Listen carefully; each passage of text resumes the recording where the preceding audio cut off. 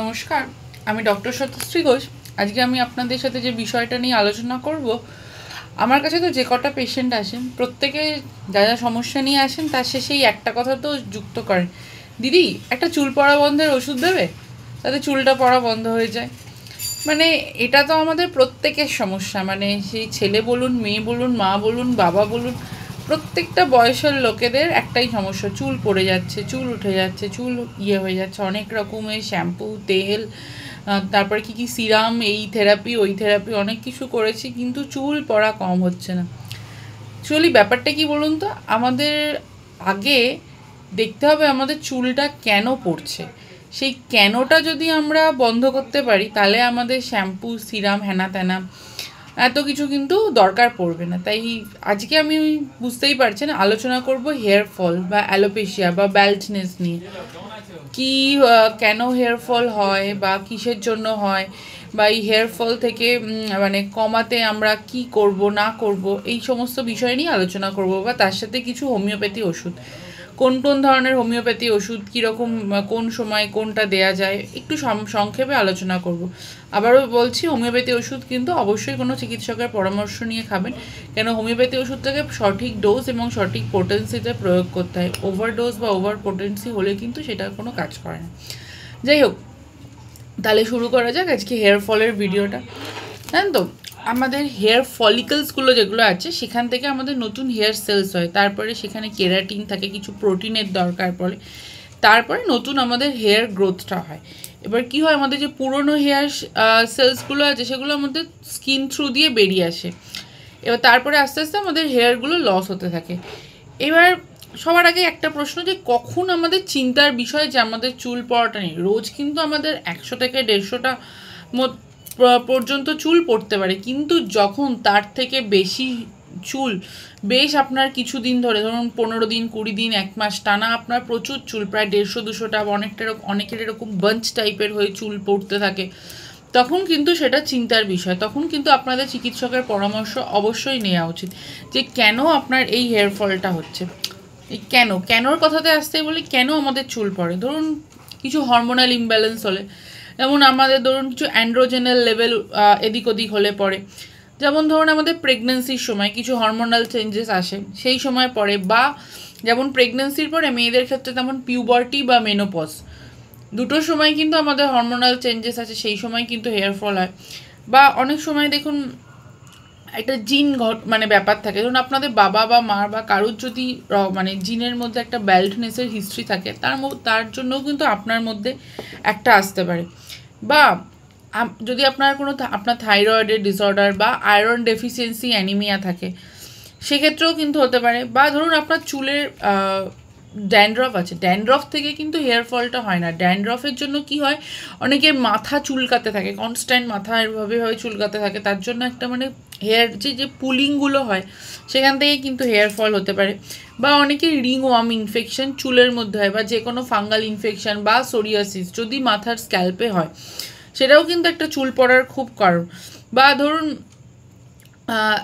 অনেকের অভ্যাস থাকে না, ধরুন আমার নিজেরই এমন একটা আছে, মানে কোনো একটা পড়ছি এরম কনস্ট্যান্ট একটা করে চুল, মানে এটা মানে থেকে অনেক সময় কিন্তু মানে অনেকটা করে দেখবেন এক একটা জায়গায় হেয়ার ফল হয়ে যায়।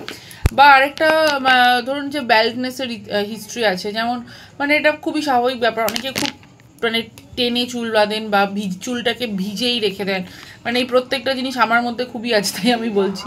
সো ভিজে চুলই একদম কনস্ট্যান্ট ক্লিপ আটকে রেখে দেন, বা যদি রিপিটেড শ্যাম্পু করেন, শ্যাম্পুর মধ্যে যে কেমিক্যালসগুলো আছে না, সেগুলোও কিন্তু হেয়ারের জন্য ভালো না।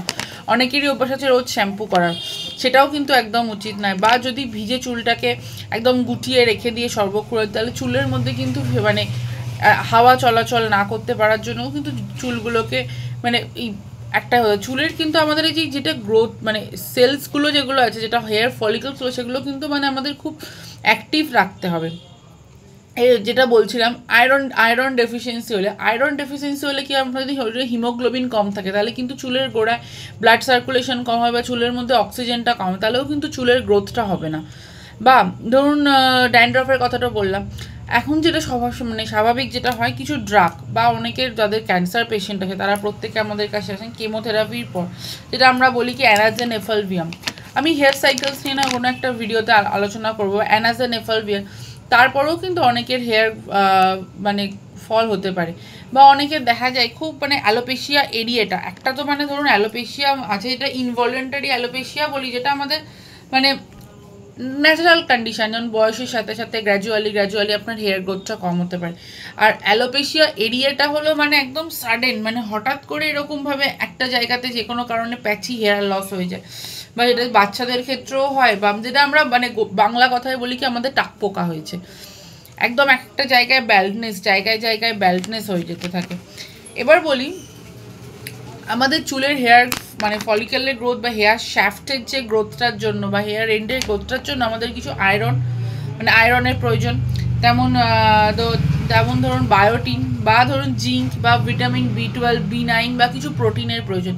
এইবার যদি আপনার শরীরে এইগুলোর ডেফিসিয়েন্সি হতে থাকে, আপনি যদি প্রোটিন সমৃদ্ধ খাবার কম খান বা ভিটামিন সমৃদ্ধ খাবার কম খান বা জিঙ্ক যেটারই ডেফিসিয়েন্সি হবে, তাহলে কিন্তু আপনার হেয়ার ফলিকলস বা হেয়ার গ্রোথটা ভালো হবে না।